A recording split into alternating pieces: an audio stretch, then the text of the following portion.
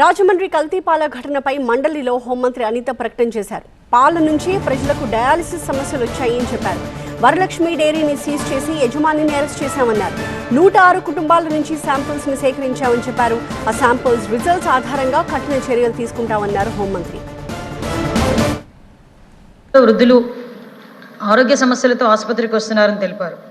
వాళ్ళు వాంతులు, కడుపు నొప్పి, మూత్రం నిలిచిపోవడము, డయాలసిస్ సమస్యలతో పేషెంట్లు వచ్చినట్టు గుర్తించారు అధ్యక్ష.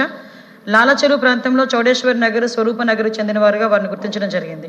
క్లినికల్ పరీక్షల్లో రక్తంలో యూరియా మరియు సీరం క్రియాటిన్ స్థాయిలు పెరిగినట్లు గమనించడం జరిగింది. ప్రాథమిక ఎపిడాలజీ విచారణలో పాలు సేవించడం అనారోగ్యానికి కారణం కావచ్చు అని గుర్తించారు అధ్యక్ష.